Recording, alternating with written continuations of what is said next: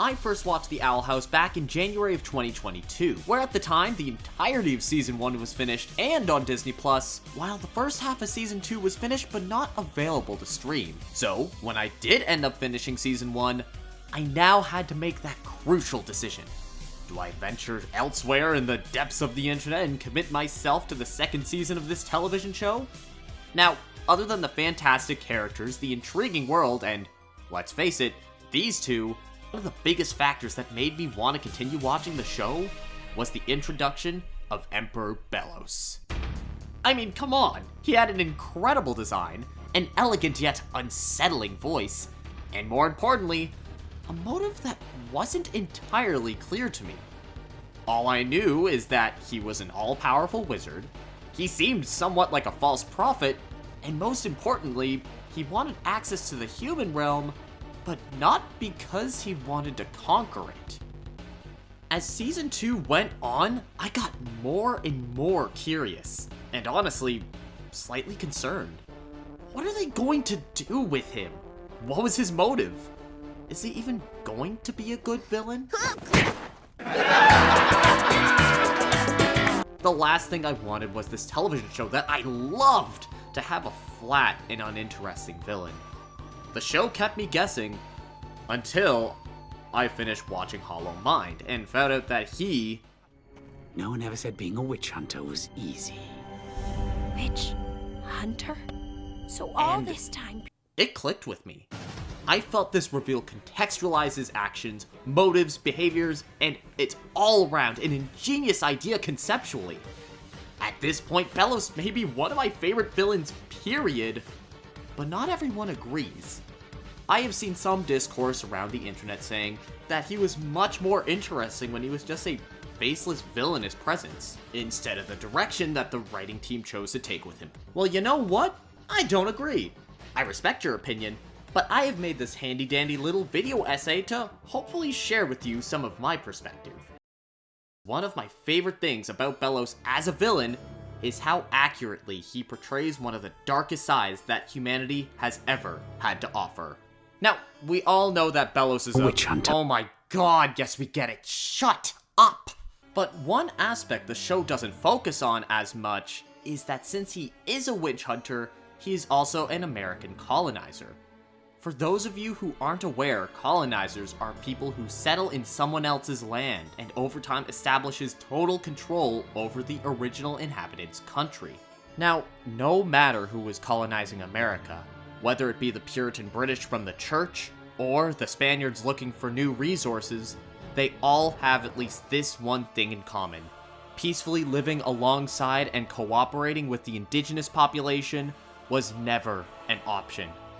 Colonizers never saw difference as an opportunity to learn and grow, they saw difference as a threat.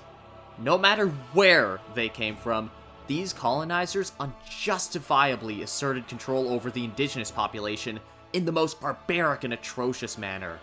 From the Spaniards poisoning wine over supposedly peaceful talks, to the British colonizers outright slaughtering them, with religion insultingly being used as the only justification for this heinous crime. To sum it all up, colonizers throughout history were deceitful, sociopathic xenophobes who show a shockingly low amount of empathy for others, and hypocritically calling the original settlers savage, despite their actions perfectly epitomizing the meaning of the word.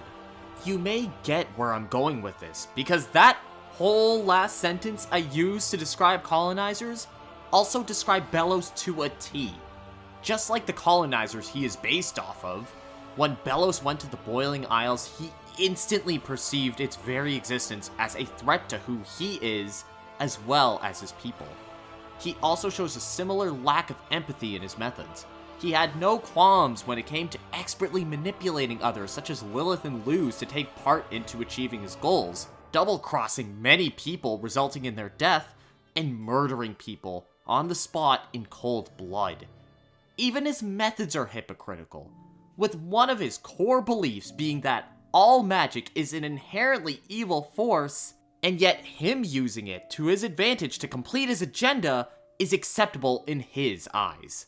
But despite his clearly immoral actions, deteriorating body, blatant hypocrisy, and aggressive tendencies, his dull, milky blue eyes can't even see that his actions are clearly heinous.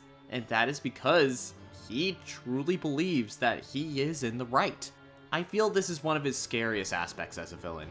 Just like the British colonizers of the past believing that massacring the indigenous community was justified by God supporting them, Belos believes that his actions are justified because he's doing it all for the good of humanity. And, I mean, the worst part is, considering his upbringing, I can't blame him for thinking this way. When he was an orphan child, him and his older brother Caleb took refuge in a village of British colonizers where the both of them took up the practice of witch hunting. Caleb seems quite a bit older than Belos, so it's possible that Caleb witch hunted in order to fit in with the village and did it more as a survival tactic, which could explain why he was able to put his prejudices aside when he discovered the Boiling Isles. Belos, on the other hand, he was a child when he was exposed to all of this. This was during his formative years. He saw witch hunting as playtime. He likely saw the witch hunters the same way a little boy sees superheroes, and he certainly saw anyone who was different than him, the other, as the villains of the story. This was his world for the vast majority of his life, so of course his mindset is going to be rigid. To him, anyone else who thinks differently than he does is... Can't reason with crazy. Yeah. Crazy. Frankly, if the town he grew up in knew what he has done, they would have praised him. Because just like colonizers, Belos doesn't realize that he isn't trying to save humanity, but rather control it. Belos is a character who is both irredeemable but understandable in origin. He's a product of his environment who never had anyone to challenge his views. Well, until it was too late, that is. As he grew older, his views never changed, which only led him to influence and corrupt the minds of others as his years went on. When Luz first stumbled into the Boiling Isles, she felt like she finally found someplace she belonged. When Bello discovered it existed, he immediately thought that it didn't belong.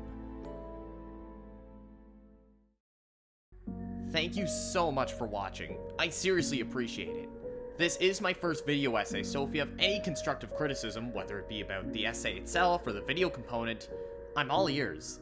Thank you very much, and take care.